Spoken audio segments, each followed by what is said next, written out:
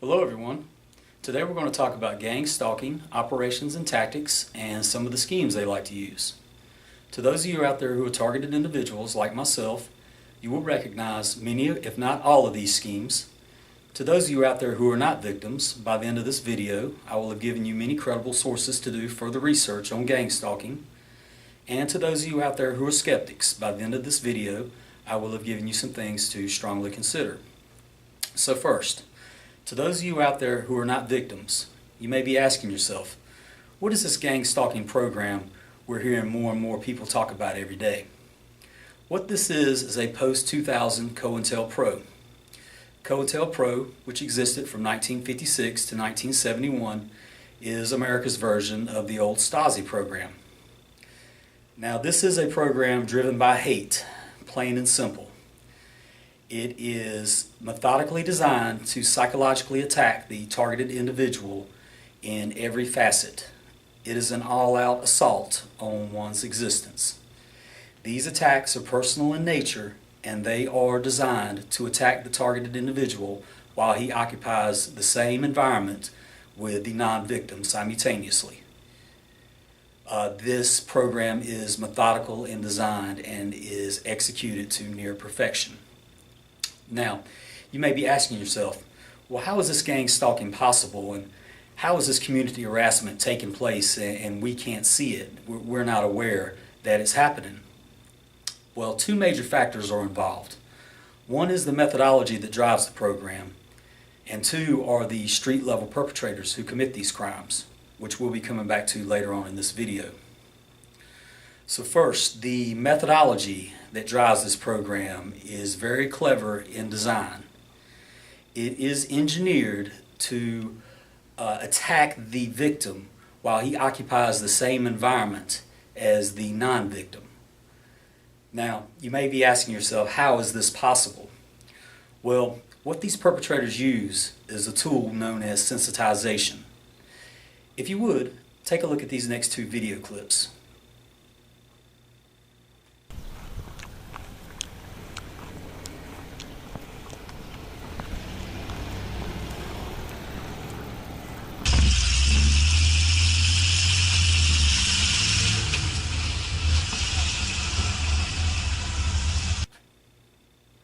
Okay, so nothing unusual there, right? Just a car with a bike and a horse trailer, right? Now, take a look at these next few images.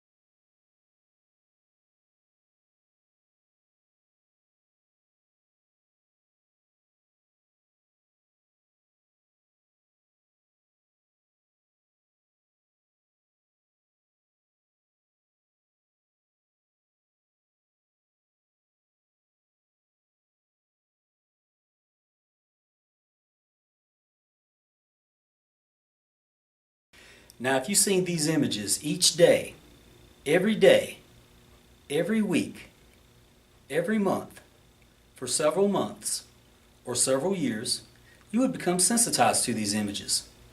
And as a sensitized person, if you were alongside someone who was not sensitized, and the two of you seen either of these,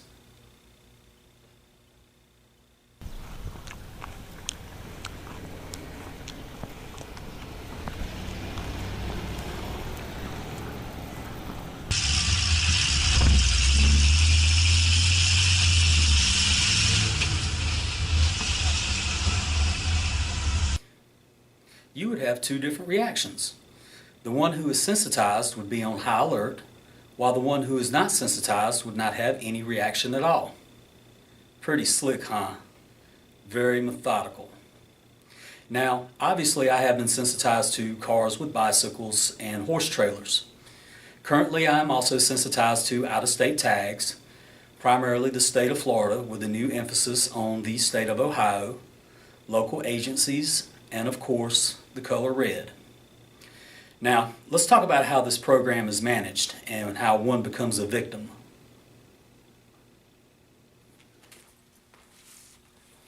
First, let's look at the FBI and what they consider to be a potential domestic terrorist.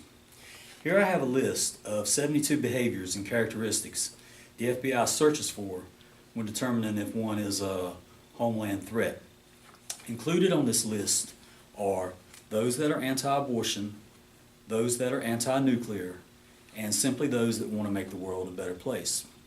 Now, upon closer study and looking at this list, one can conclude that any one or more than one of these behaviors can pertain to anyone in the United States.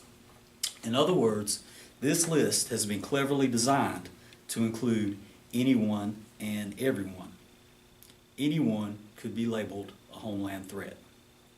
Now, fusion centers is where information is compared and processed that is harvested from emails, from phone conversations, from medical records, and from purchase histories.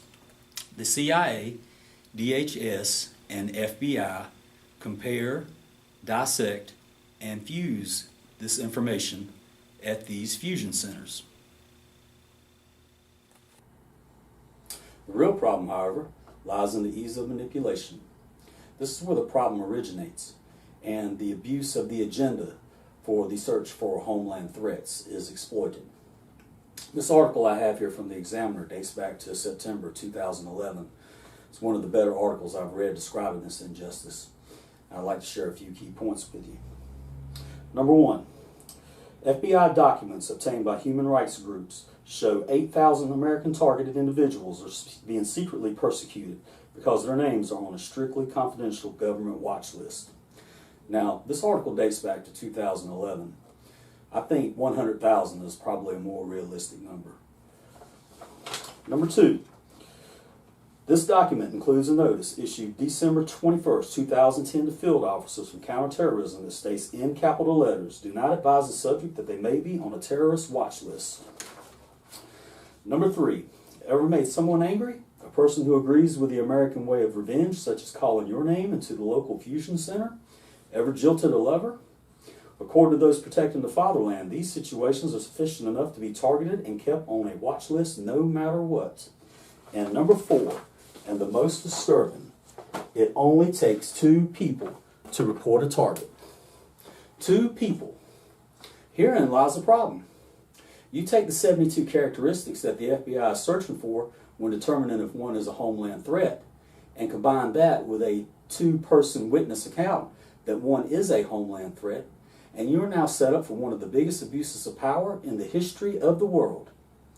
And when you are deemed a homeland threat, you will experience the most bizarre transition in life you could ever imagine. There is no due process and there is no day in court. Your harassment is relentless.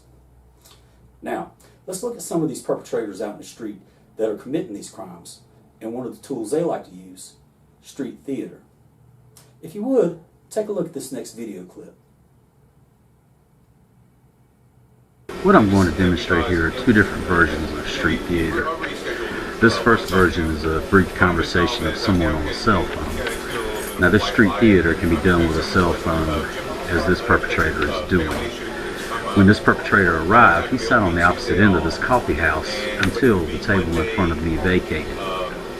As soon as it vacated, he relocated quickly from his table to the table you see him at now, and immediately pulled out his cell phone. Now, first, notice his escalated voice. This is used for hooking your attention. Once he has hooked your attention, he will next use catchphrases, as these stalkers want their presence known. And these catchphrases could include anything that pertains to you, family names, bank account numbers, where you work. Let's listen for a minute. Oh yeah, I mean, he'll be fine. I mean, the thing that it is, the thing that it is like, this happened once with John Gibbs, and that seemed to work pretty well. And I want to make you think that we're the character.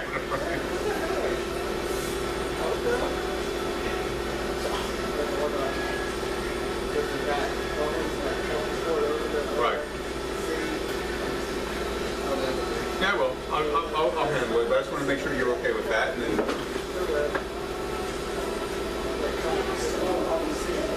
That's fine. So, yeah, just so you know, and what I've been doing too, I mean, I think I'm making progress with some of your accounts, and my goal is to have, between now and the end of the quarter, somewhere between 9 to 10 of total appointments for you. So that's why, I mean, and like I said, I feel like I'm making headway with them. I've got some good contacts going, so just, just be patient. We'll get them done. Are we ever going to get to the point where, like, listen, have a good weekend. I'll talk to you on Monday. Terrific. Thanks. All right, you bet. Speaking awfully loud for a private business conversation, isn't he? I hid the camera from his sight so he wouldn't deviate from his catchphrases. Now, let's take a look at the perpetrator in this next video clip. The second example we're going to look at is this perpetrator conversating with someone else. This time I wanted her to see the camera to get her reaction to the camera's presence. She immediately stopped her catchphrases when she noticed I was filming and documenting her. I use this example primarily because I wanted you to see how many times she looks at my camera and just how much it is bothering her that she is being filmed and documented. Now listen to her conversation briefly and then watch her reaction to the presence of the camera.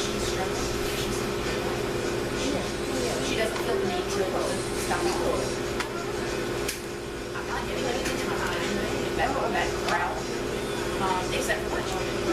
I was going to say, by the way, next time you email me, make sure you tell me that Guess what? yeah. Well, Diane sent me an article and they already said that is aware of everything. Now let's reveal to her that she's being filmed and check out her reaction to the presence of the camera.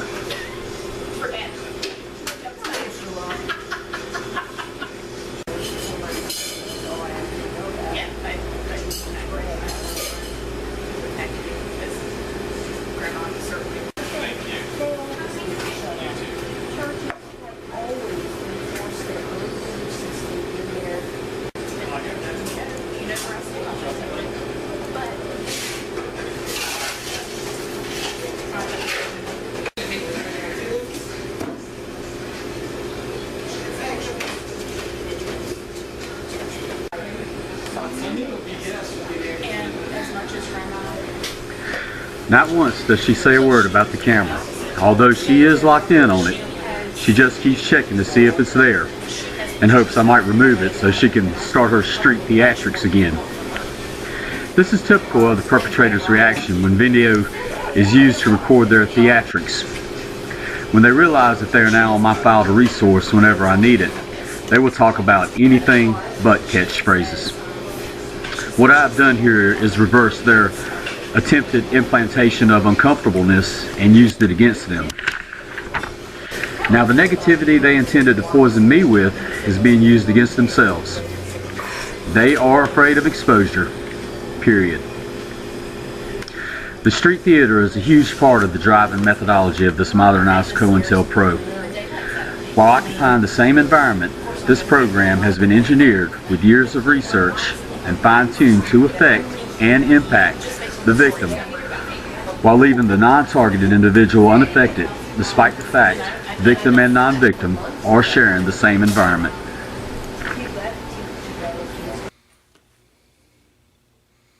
What the perpetrators are trying to trigger with these street theater tactics is an anxiety disorder known as agoraphobia. Agoraphobia is an anxiety disorder that is characterized by anxiety when the sufferer perceives his environment to be dangerous, uncomfortable, or unsafe. Now, this leads to dissociation, which leads to the targeted individual's isolation. I cannot emphasize to you the seriousness of this disorder.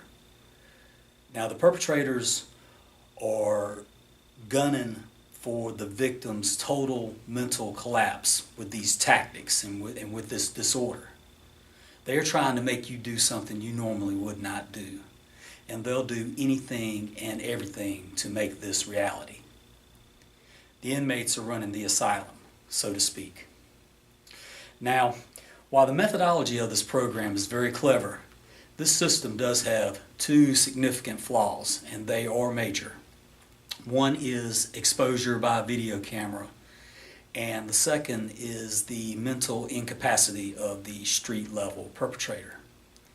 Let's face it, people, these guys are no mental giants. They have succumbed to mind control. They have already sold themselves out, so to speak. They are brainwashed robots that do whatever they are told, whatever they are ordered. They don't question, they don't complain, they just obey. Now, to further the perpetrator's downfall, they have been working in these brainwashed, synchronized teams or units for so long, they've lost all sense of individuality. In other words, these guys can't even order a cheeseburger without consulting each other first.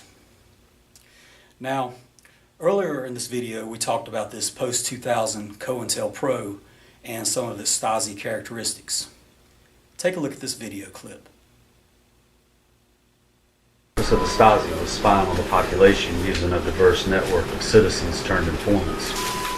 The strategy of the Stasi was to fight any opposition by overt and covert measures. This includes the psychological destruction of the victims involved. One of the main attributes of Stasi symbolism is the color red. The two guys in this video use red t-shirts and red shoes to exhibit Stasi symbolism.